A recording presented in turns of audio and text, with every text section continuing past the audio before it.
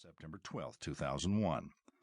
Hamid fancies himself as an up-and-coming comedian, despite the fact that he's not even remotely funny. "Oh, yeah? What guy?" I ask. Hamid explained through his thick accent that someone was asking questions about me. "He asked me, do you work at Magic Castle, and are you same guy who is working at Magic Shop?" He described the man who was then 5 doors down the street, warding off 2 pushy salesmen at a women's clothing store. "Hasn't found me yet. Thanks for the tip, though." Hamid suppressed a grin and leaned over the service counter. "Tell me, Drake, what is difference between pizza and magician?" I shrugged and shook my head. "The pizza can feed family of 4. He followed this up with an ear-splitting cackle.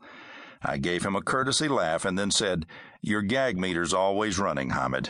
Unfortunately, I can't afford the 2-drink minimum."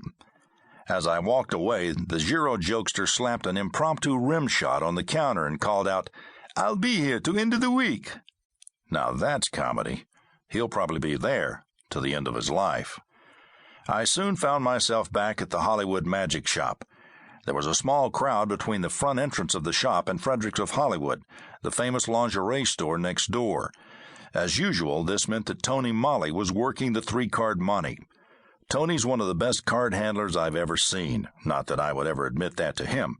His surname is borrowed from the insider's term for his con, which is due to the ethnic mispronunciation of the word Monty.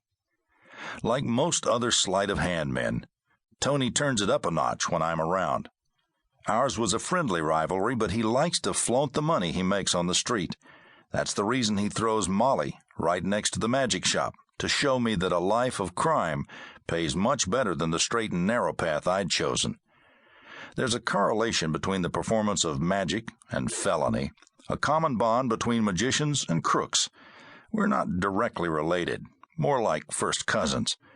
The main difference is that those of us who use our powers for good instead of evil aren't interested in serving time or getting their thumbs broken in back alleys.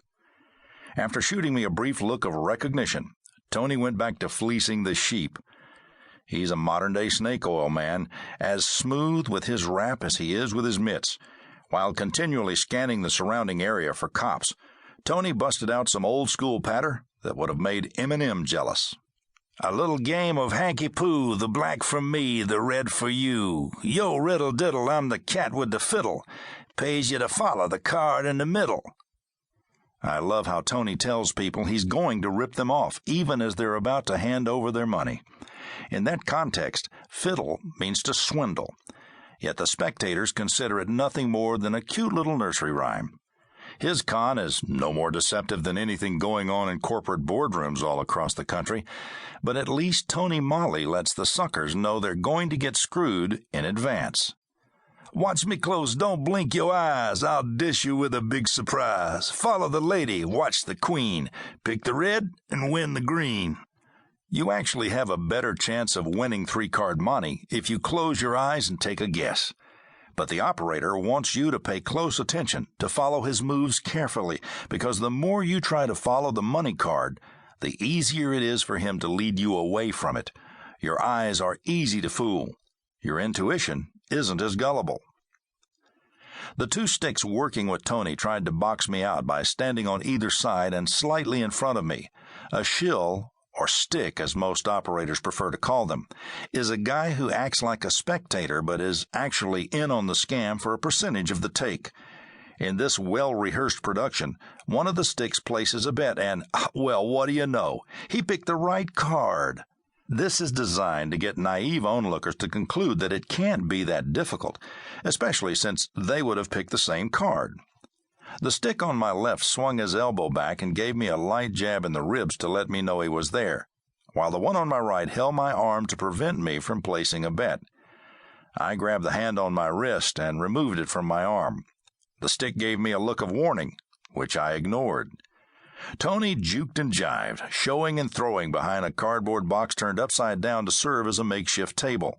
He was poetry in motion, expertly tossing 2 black aces and a red queen, the money card.